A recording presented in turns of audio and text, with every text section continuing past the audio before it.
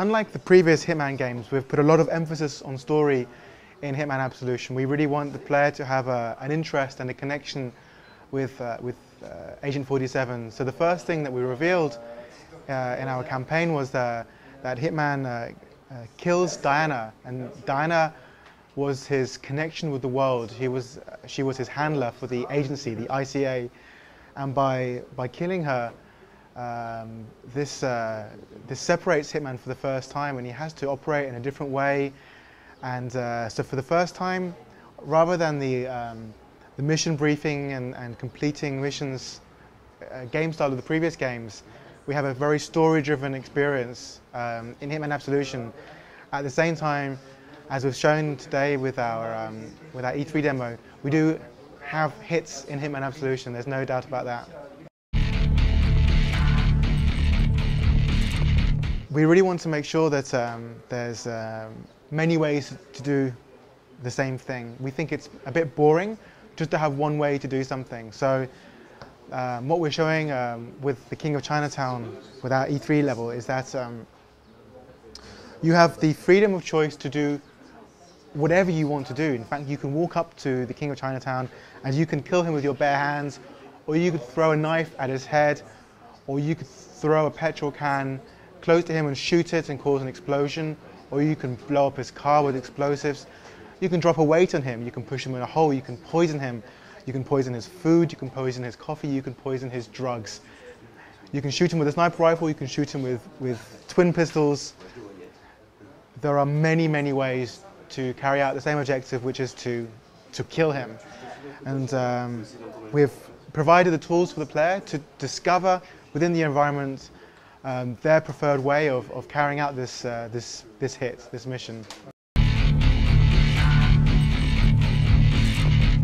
We've put a lot of effort into our new engine and into our crowd technology, and what we're showing today is one of our smaller crowds. We're showing 500 crowd members walking around the Chinatown simultaneously. But it's not just graphics, it's not just something that looks nice. In fact, we've also put a lot of effort into the gameplay of the crowds. And what we have this time is that if Agent 47 is being hunted by the police, Hitman can actually hide within the crowd. So if there are many crowd members, Hitman can walk among them, and Hitman can remain hidden from them.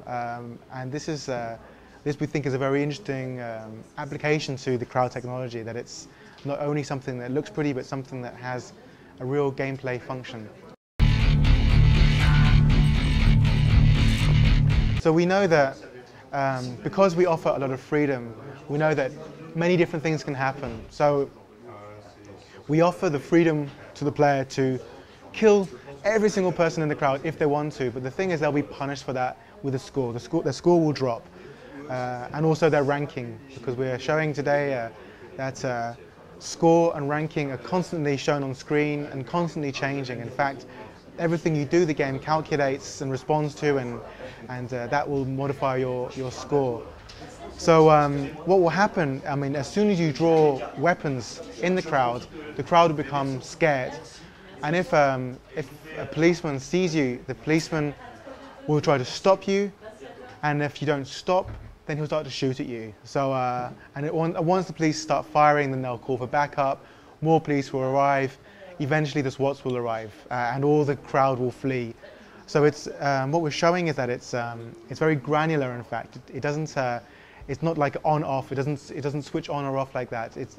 You can start to create panic by drawing your weapons, put the weapons away, the crowd will calm down. If the police didn't see you, they won't care, and everything will return to normal.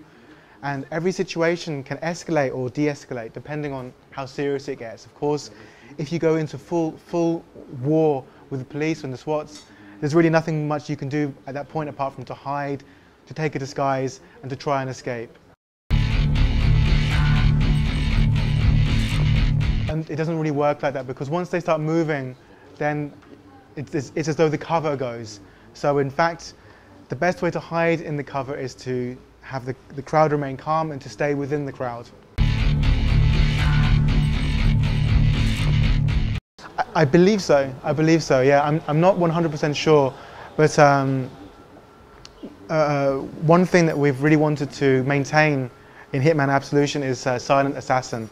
We want to make sure that the Silent Assassin rating is the absolute goal for the purist.